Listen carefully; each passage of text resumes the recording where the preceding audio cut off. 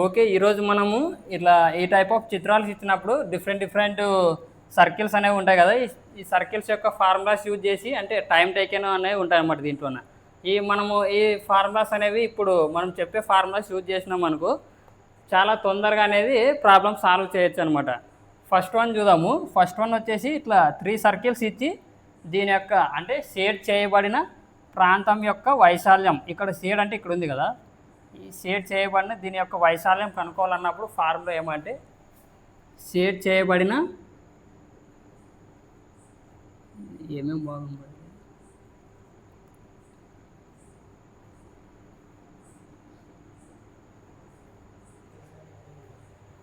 ఇక్కడ ఉంది కదా షేడ్ చేయబడిన ప్రాంతం యొక్క వైశాల్యం కనుక్కోవాలన్నప్పుడు ఫార్ములా 0.16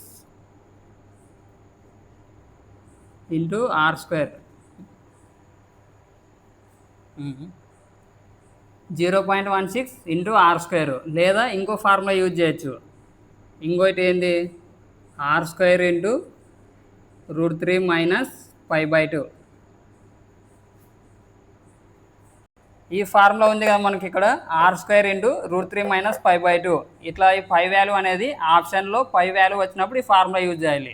మామూలు మిగతా టైంలోన 0.16 ఇంటూ ఆర్ స్క్వేర్ అనే ఈ ఫార్ములా యూజ్ చేయాలి. ఎప్పుడు షేడ్ చేయబడిన ప్రాంతం యొక్క వైశాల్యం కనుక్కోండి అన్నప్పుడు ఈ ఫార్ములాలు యూజ్ చేయాలి. చెప్పుదామా? నెక్స్ట్ వన్ వచ్చేసి ఈ చిత్రం చూడండి. ఇక్కడ 3 సర్కిల్స్ ఇచ్చినారు. 3 సర్కిల్స్ ఇచ్చి 3 సర్కిల్స్ యొక్క మధ్యలో షేడ్ చేయబడిన ఇది ఉంది కదా, ఇక్కడ ఇట్లా 3 సర్కిల్స్ ఇచ్చి దీని యొక్క స్పర్శిస్తూ అన్నప్పుడు అంటే ఒక తాడు అనేది లాగినప్పుడు ఇట్లా స్పర్శిస్తూ అన్నప్పుడు దీని యొక్క వైశాల్యం కనుక్కోండి అన్నప్పుడు ఫార్ములా వైశాల్యం కనుక్కోండి అన్నప్పుడు ND ప్లస్ πD. ఒకవేళ మనం ఇక్కడ దీన్ని D అనేది కామన్ తీసినట్లయితే ఏమొస్తుంది మనకు n+π ఇంటూ D అని వస్తుంది. క్యాజువల్గా ఇదే ఫార్ములానే యూజ్ చేయొచ్చు, లేదా ఇట్లా కామన్ తీసి n+π ఇంటూ D అని కూడా ఫార్ములా యూజ్ చేయొచ్చు. ఇందులో వేర్ n = n అంటే number of circles,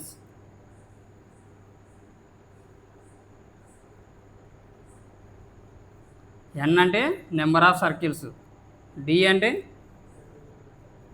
diameter,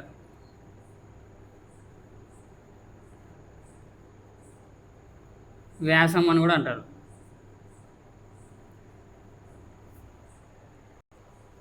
next diagram వచ్చేసి ఇట్లా ఇక్కడ ఏమున్నాయి 4 సర్కిల్స్ ఉన్నాయి.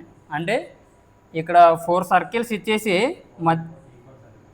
4 ఈక్వల్ సర్కిల్స్ ఇచ్చేసి మధ్యలో స్మాల్ ఆర్ అనే అంటే చిన్న సర్కిల్ తీసుకోండి. చిన్న సర్కిల్ స్మాల్ ఆర్ కనుక్కోవాలన్నప్పుడు దీని యొక్క ఫార్ములా ఎప్పుడు 4 సర్కిల్స్ ఈక్వల్ సర్కిల్స్ ఇచ్చి మధ్యలో స్మాల్ ఆర్ కనుక్కోవాలన్నప్పుడు ఫార్ములా వచ్చేసి small R = capital R into √2 + 1 -1. అదే ఒకవేళ క్యాపిటల్ R కనుక్కోవాలన్నప్పుడు ఈ స్మాల్ ఆర్ యూతులు పోతుంది. స్మాల్ ఆర్ ఇంటూ ఇక్కడ -1 ఉంది కదా, +1 వస్తుంది. √2 + 1. డిఫరెన్స్ ఏముంది ఇక్కడ మనకు స్మాల్ ఆర్ కనుక్కోవాలన్నప్పుడు క్యాపిటల్ R ఇంటూ √2 - 1. అదే స్మాల్ ఆర్ కనుక్కోవాలన్నప్పుడు ఒకవేళ క్యాపిటల్ R కనుక్కోవాలంటే స్మాల్ ఆర్ ఇంటూ √2 + 1. ఎప్పుడు 4 సర్కిల్స్ అనేది ఈక్వల్ సర్కిల్స్ ఇచ్చి మధ్యలో ఒక చిన్న సర్కిల్ వచ్చినప్పుడు దీన్ని స్మాల్ ఆర్ అనుకుంటాము, ఇవన్నీ క్యాపిటల్ R అనుకుంటాము.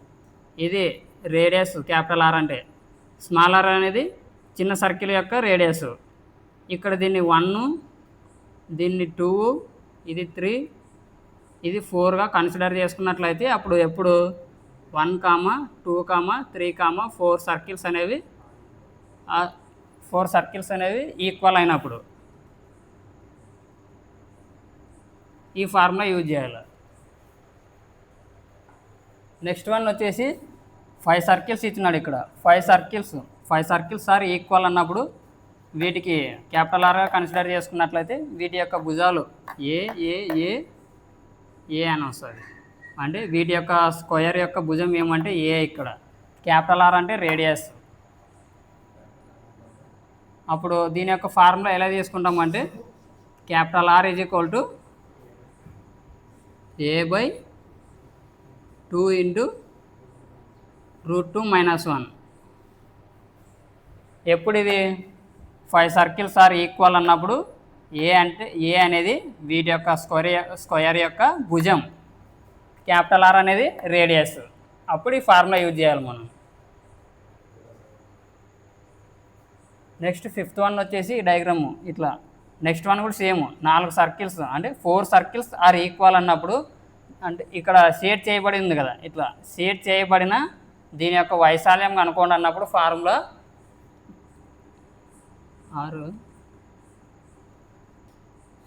స్మాల్ ఆర్ ఇంటూ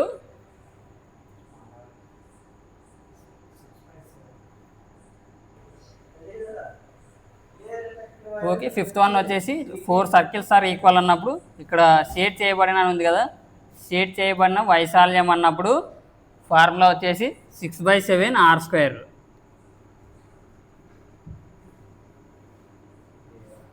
లేదా ఆర్. ఇంకో ఫార్ములా ఏమంటే r × 4 - 5. ఈ ఫార్ములా యూజ్ చేయొచ్చు. నెక్స్ట్ వన్ వచ్చేసి సిమెట్రిక్ లీఫ్ లేదా సౌష్ఠవం యొక్క ఆకు. అంటే దీని యొక్క వైశాల్యం కనుక్కోండి అన్నప్పుడు వీటి యొక్క భుజాలు ఏ ఏ ఏ అని తీసుకుంటాము. దీని యొక్క వైశాల్యం కనుక్కోవాలన్నప్పుడు ఫార్ములా వైశాల్యం అన్నప్పుడు ఫార్ములా వచ్చేసి 4/7 a².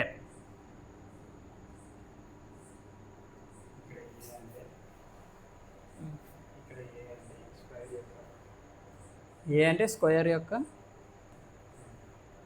ఇక్కడ ఏ అంటే ఏ వచ్చింది కదా, ఏ అంటే ఈ స్క్వేర్ యొక్క భుజం, భుజాలు ఉన్నాయి కదా ఏ ఏ ఏ అని, ఈ ఏ అనేది స్క్వేర్ యొక్క భుజం.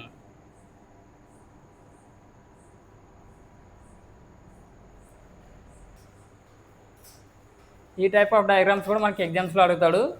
వైశాల్యాల క్రమం అన్నప్పుడు అదే చుట్టుకొలతలు సమానం అయినప్పుడు ఫస్ట్ వైశాల్యాల క్రమంలో వాటి యొక్క వైశాల్యాలు ఈ విధంగా ఉంటాయి. ఏ విధంగా అంటే ఈ విధంగా ఉంటాయి.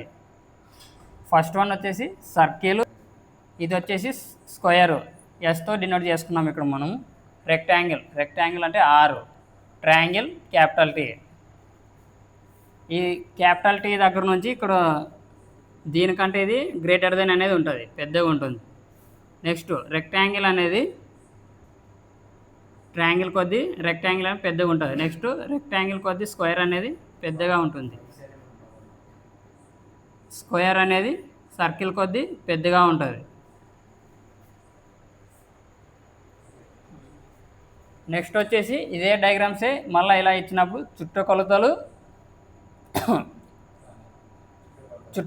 క్రమము అంటే వైశాల్యాలు సమానంగా ఉంటాయి అన్నప్పుడు ఈ విధంగా ఉంటాయి. సేమ్ అదేవిధంగా సర్కిల్, స్క్వేరు, రెక్టాంగిల్, ట్రయాంగిల్ అప్పుడు రివర్స్లో ఉంటాయి. ఇంతకుముందు మనం చెప్పిన దానికంటే ఇది రివర్స్లో ఉంటుంది. సర్కిల్ అనేది less than S, S is less than rectangle is less than triangle.